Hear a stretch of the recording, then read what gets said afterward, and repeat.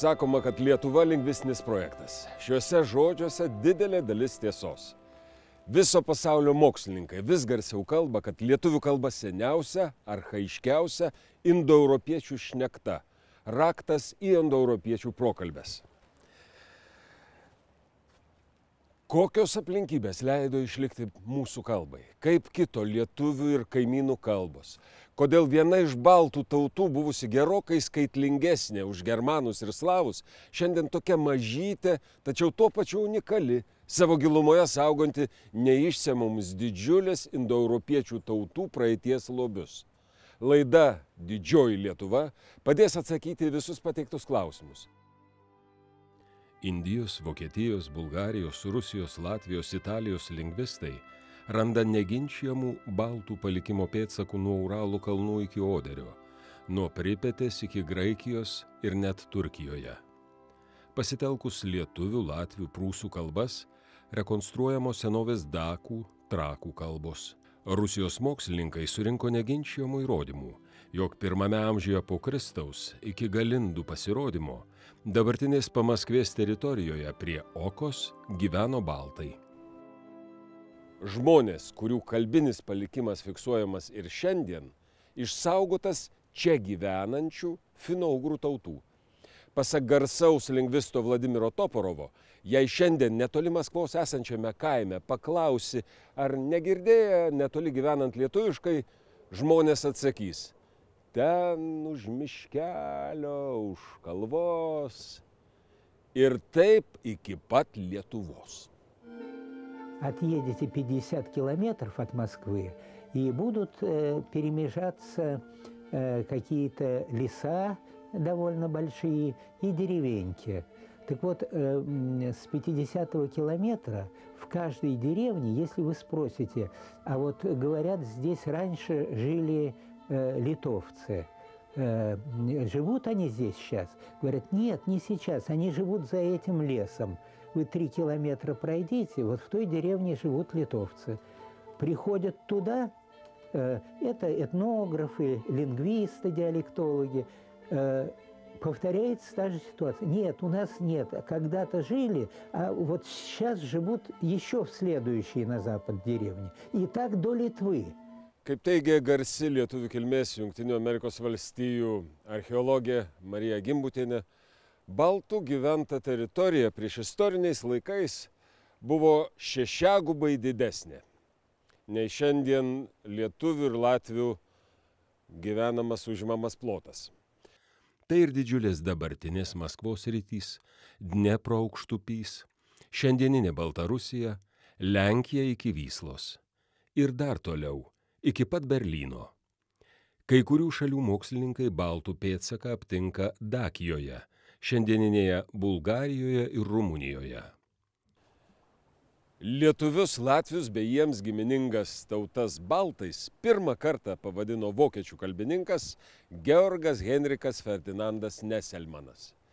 Tačiau, ieškant mūsų protėvių baltų ar lietuvių vardų priešistoriniais laikais ar 1 amžiais po Kristaus, nerasime nieko. Kada šioje didžiulėje teritorijoje iš indoeuropiečių išsirituliojo baltų gentis? Manoma, jog tai galėjo būti tarp 2500–2000 metų prieš mūsų erą. Ir pati ankstyviausia buvo vakarų baltų arba pamarių kultūra. Atskiros savarankiškos baltų tautos istorinėje arenoje atsiranda jau 2 amžiuje. Pirmiausia, tai kaip suduviai, galindai ir kuršiai. Taip savo žemėlapiuose mus pažymi Klaudijus Ptolemėjas, graikų astronomas, astrologas ir geografas. O dar vėliau baltų gentis vadinamos bendriniais, prūsų, aisčių vardais. Tačiau dabar mes kalbėsime ne apie mūsų protėvių didybę ar užkariautas teritorijas, kalbėsime apie archeologinį, etnologinį, religinį paveldą bei didžiausią turtą – kalbą. Išnirusią iš amžių gelmių, stebuklingai išsilaikiusią, išsaugojusią pagrindinį didžiųjų ir seniausių Europos indoeuropiečių tautų kalbinį pavidalą. Neįtikėtina. Tačiau 16 amžiaus Šekspyro kūrinių šiandien eilinis britas skaito pakankamai sunkiai. Tuo tarpu Mažvydo katekizmą ir Donelaičio metus gali nesunkiai skaityti net eilinis moksleivis. O dar įdomiau tai, jog eilinis romėnas negali perskaityti savo archaiškų tekstų. Tuo tarpu šiuolaikinis lietuvis nemažai ten supras. Sveiks, svieteli marks, šventės pavasario šventės. Sveiks ir tu, žmogau, sulaukęs vasarą mielą. Sveiks kvietkelėmis pasidžiaugęs, sveiks prisiuostęs. Sveiks, Dieve duok, sulauk dar daug pavasario švenčių, irgi sulaukęs jas, vis veiks ir drūts pasilinksmink. Taip, Dieve, duok kožnam, kurs mūsų Lietuvą garbin ir lietuviškai kalbėdams baudžiavą seka.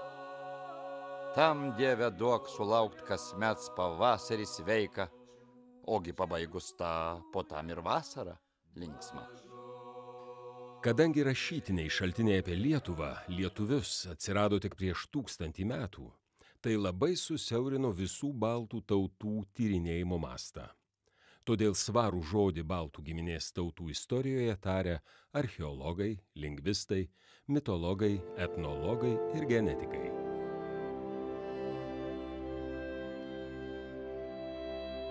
Baltų tautų istorinę apžvalgą pradėsime galindais. Gentimi palikusią gilų pėdsaką ne tik Prūsijoje, bet ir teritorijose į pietvakarius nuo šiandieninės Maskvos. Rusų mokslininkai baltų pėdsaką Pamaskvėje aptinka jau 1 mūsų eros amžiuje. Uralų kalbų tyrinėtojas Vladimiras Napolskis gyventojus, palikusius daugybę skulinių vietos finougrų tautoms, vadina baltoslavais, o jų kalbinę teritoriją makrobaltiškąją. Tačiau vėliau į pietvakarius nuo Maskvos prie Protvos upės įsitvirtina baltų gentis galindai. Juos aprašo rusų metraščiai jau 11–12 amžiuje. Čia nelengva atsakyti, kas pirmieji šitą pastebėjo. Tik galiu pasakyti, kad rusų mokslininkai caro laikais dar 19 amžiaus pabaigoje, 20 pradžioje, nustatė, ir tai ne tiek iš šaltinių istorinių, kiek iš hidronimijos, tai yra upių ežerų vardų, kad kažkada baltų gyventa iki Okos ir Volgos santakos, maždaug ten iki Maskvos ir dar toliau. Va čia, kažkada čia buvo baltakalbiai žmonės, baltų kalbomis šnekėję. Tai rusų mokslininkų pirmieji. Galindai Maskvos apylinkėse paliko gausybę baltiškų vietovardžių. Galiči, Goldino, Goljadi ir net pavadinimą Prūsy. Ten prie Protvos upės galindai istorijos šaltiniuose minimi tuo pačiu laiku, galima sakyti, tais pačiais metais, kada į istorijos šaltinius patenka pirmą kartą Maskva. Vadinasi, ji susidūręs pirmiausia su galindais. Mokslininkai apie tos galindus visaip manė. Vieni manė, kad tai finai, kiti, kad slavai. Šitai pastaroji nuomonė, kad slavai iš karto atkrito, kadangi tam krašte slavai labai vėlai pasirodė. Ilgainiui buvo išaiškinta galutinai, kad ten prie Protvos upės galindai buvo viena iš baltų genčių. Rusų metraščiai ne kartą mini ginkluotas kovas tarp slavų ir galindų. Kijevo Rusios metraščiuose rašoma, kad kunigaikštis Iziaslavas nugalėjo galindus ir juos pavergė. Tačiau praėjus maždaug 90 metų Tas pats metraštis rašo, kad vyksta sunkus karai su galindais. Vadinasi, jis pirmą kartą arba melavo, arba norėjo pasigirti, o iš tikrųjų tai jis nebuvo jų pavergęs. Nes dar po 9 metų sunkus karai vyko. Lietuvos rusas, žymus indoeuropeistas profesorius Olegas Poliakovas įsitikinęs, kad seniausiems baltų ir slavų kalbų santykių tyrinėjimams trukdo mokslo politizavimas, kuomet pagrindiniu argumentu tampa vienos ar kitos nacijos viršenybės prieš kitą paieškos. Iš dalies tai yra politizuotas klausimas. Aš prisimenu, kai mokiausi Maskvoje, rusų nacionalistai nenorėjo pripažinti, kad kaip taip kažkokia ten nedidelė Lietuva turi kažkokią ypatingą kalbą, o ten neskiria, kas tai yra Lietuva, kas tai yra Latvija, o kaip ten Didžioji Rusija ir kalba taip galėjo pasikeisti. Nu ir vietiniai nacionalistai ar nacionaliai orientuoti žmonės irgi kaip taip mes nenorim nieko turėti bendro su rusais. Ir aš prisimenu dar Trubačiovas, kuris daug iš pradžių bendradarbiavo su Toporovu ir parašė bendrus darbus, tai po to jau jų profesiniai interesai ir orientacija taip pasikeitė. Protvos galindai tai dar neištirtas ir neatrastas lingvistinis ir istorinis aukso aruodas. Galindų teorija, pasak profesoriaus Poliakovo, remiasi daugiausia pavadinimais su žodžiu galas. Kitų kalbinių formų nėra. Možaisk ir daug kitų pavadinimų yra rytų baltų kilmės. Možaisk kilęs iš upės pavadinimo, lietuviškai mažoji. Į pietus nuo Maskvos upė upa, intakai upka, uperta, upės cna intakas, Lietovka, kaimas Litova, miesto Maskva pavadinimas galimai iš baltiško žodžio Maskuva, Mazguva ir taip toliau. Šioje teritorijoje begalė kitų baltiškų hidronimų ir vietovardžių, nors ir keistai skamba, tačiau toli nuo Lietuvos, Maskvos apskrity, šalia finougrų tautų, daugiau nei 1000 metų gyvavo baltai. Tuo laiku, kada dar ten galindai gyvena, tikrieji galindai, ir kada dar Maskva kūrėsi, kur istorijos šaltinių pirmieji minėjimai vyko, tai tuo metu tam krašte vyravo ištisai baltų gentis, baltakalbiai, taip sakant, žmonės ir finai. Ir apie Maskvą atskirti finiškus kalbinius elementus, reliktus, turiu galvoje hidronimus, ypač gyvenviečių pavadinimus, atskirti nuo baltiškų, žinot, kad ne visur lengva. Jie taip sumišė, ten perdėm sumišė. Mano įsitikinimu, tai ten buvo tokia baltų ir finų simbiozė. Ko gero, dvikalbystė labai vyravo, slavai ten vėlai atsirado. Čia ir yra, taip sakant, toks kalbinis pamatas ir kartu paveldas. Kur ir kodėl išnyko ši didelė baltų gentis? Manoma, jog dalis galindų buvo nukariauta, o kiti asimiliavosi. Ir kada galutinai jie buvo pavergti, tiksliai pasakyti netgi ir neįmanoma. Šiaip ar taip, tas kraštas buvo ilgainiui suslavintas, prie Gžatska ir kitur prie Protvos upės. Dabar paskutiniai duomenys, kurie išliko kalbiniai, tai tos duomenys yra ištyręs mūsų minėtas, mano geras buvęs kolega Vladimiras Toporovas. Jis surinko apie Maskvą, apie Gžatską, Protos upę, ten, kur galindai gyvena. Rado dabartiniai rusų tarmiai daugiau kaip 30 baltiškos kilmės žodžių. Jis įsitikinęs, kad tai yra galindų kalbos palikimas. Žinoma, gali būti, Bet matot, šitą įrodyti neįmanoma. Galėjo būti ir kokios kitos baltiškos genties, kad tie žodžiai baltiški nekyla abejonių, bet kad ten būtent galindų, nu, sunku pasakyti, bet greičiausiai.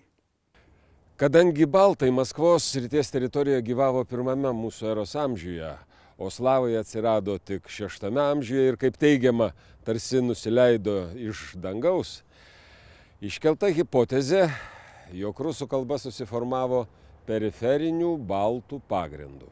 Trubačiovas parašė, prisimenu, Tiesoj Maskvoje neigiamai apie baltų slavų prokalbės teoriją, o Toporovas iškėlė teoriją arba hipotezę, kad slavai atsirado iš periferinių baltų tarmių. Aš neseniai pagalvojau, nu, o kaip kitaip, tik galėjo tiek iš periferinių ir atsirasti.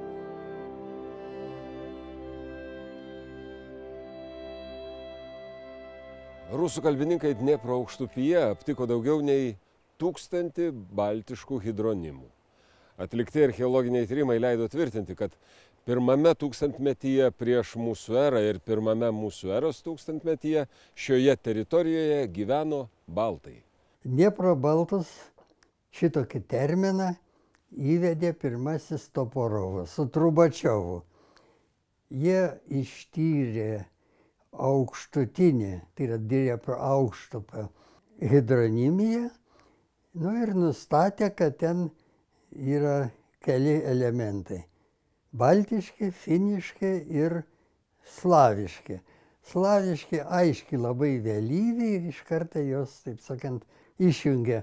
O baltiškų ir finiškų ta vat simbiozė, nu, jie bandė išnarplioti. Nustatyti, kur baltiški, kur finiški. Ir tų baltiškų jie rado labai daug. Ir kadangi, kaip jie patys save vadino, tie baltai, kurie ten Dniepro aukštupy gyveno, mes nežinom. Tai Toporovas jiem davė vardą Dniepro baltai, Dniepro aukštupio baltai. Pagrindiniai baltiški pėdsakai Dniepro aukštupyje tai piliakalnių kultūra, identiška to paties laikotarpio lietuviškai kultūrai. Dniepro baltai iš esmės pakartoja tą patį piliakalnių kultūros modelį. Tai yra pirmame tūkstantmetyje prieš Kristų pagrindinis gyvenvietės tipas, tai ir įtvirtinta gyvenvietė piliakalnis, tie patys reiškiniai ir tie patys procesai, kuriuos mes stebime ir rytų Lietuvoje, kuriuos mes stebime ir kitose miškų zonos baltų kultūrose. Dar vienas specifinis bruožas tai, kad mes praktiškai nežinome tos teritorijos žmonių laidojimo paminklų. Jie teikia kažkokį tai tokį sunkiai archeologiškai užčiuopiamą laidosenos būdą, kad mes kapų nežinom. Mes žinome tik tai iš to regiono gyvenvietės. Sulipdytinė keramika, gana primityvės gyvenvietės su labai charakteringais visiems ir Dniepro, ir rytų baltams pastatais, tai yra pailgi stulpinės konstrukcijos pastatai. Tai ne rentiniai kažkokie, tai ne žeminės, o būtent antžeminiai stulpinės konstrukcijos pastatai. Ir gyveno tokios nedidelės bendruomenės, iki 70-80 žmonių gyveno piliakalniuose. Dar tie piliakalniai sudaro tarsi tokį kompleksą iškilių giminingų, matyt, iškelių giminių, sudaro tarsi lizdą tokią iškilių piliakalnių. Ir toks piliakalnių modelis ir toks primityvios, labai skurdžių formų buitinės keramikos, daugiausiai puodinių modelis, jis būdingas visai miškų Europai. Tuo jie labai skiriasi nuo vakarinių baltų, kur buvo ir žinomi per visą jų egzistavimo laikotarpį laidojimo paminklai ir monumentalūs laidojimo paminklai, kur buvo kitokia krašto apgyvendinimo struktūra, kur žymiai didesnį vaidmenį vaidino žemdirbystė. Marija Gimbutienė kelia versiją, jog 5 amžiuje prieš mūsų erą pirmojo pasaulio istoriko Herodoto minimų neurų paplitimo sritis atitinka Dniepro baltų paplitimo teritoriją. Žinau, kad maža tyrėjų taip mano, labai nedaug. su Herodoto raštuose esamais pavadinimais yra tikra bėda. Pats Herodotas niekuomet šituose kraštuose nebuvo.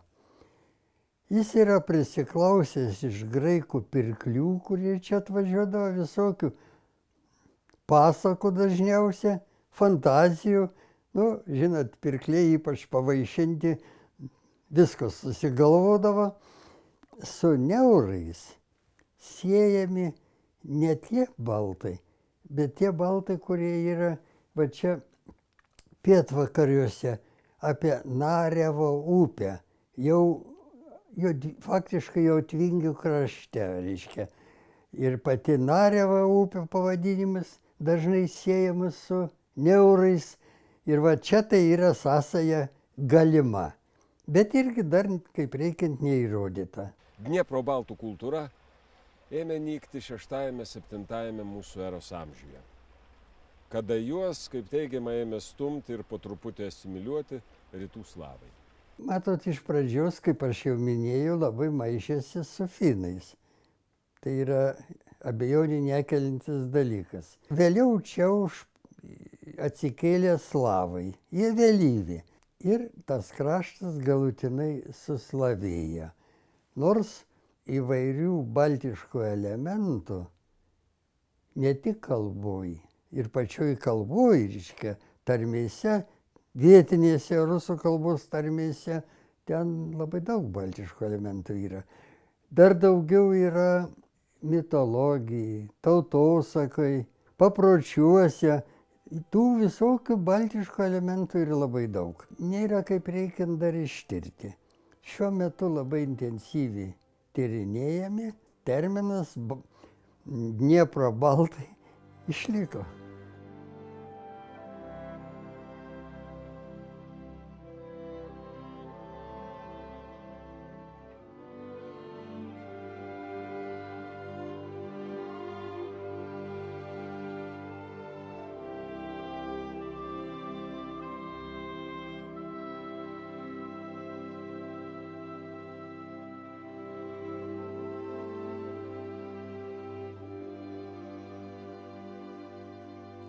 Vakarų baltai – didžiulė galinga tautų grupė, istoriniuose šaltiniuose vadinami bendriniu vardu aisčiai. Tai galindų, suduvių, jotvingių, natangų ir kitos gentys. Nagrinėjant vakarų baltų palikimą, neįmanoma išvengti plataus masto diskusijų apie Romos imperiją nukariavusius gotus. Iki šiol buvo įprasta manyti, jog gotai – tai iš Skandinavijos į Vyslos žiotis atsikėlę germanai, tokiu būdu pradėję pergalingą žygį per Europą. Visgi mokslas žengia į priekį. Ir kur nėra rašytinių šaltinių, prabyla archeologiniai įrodymai.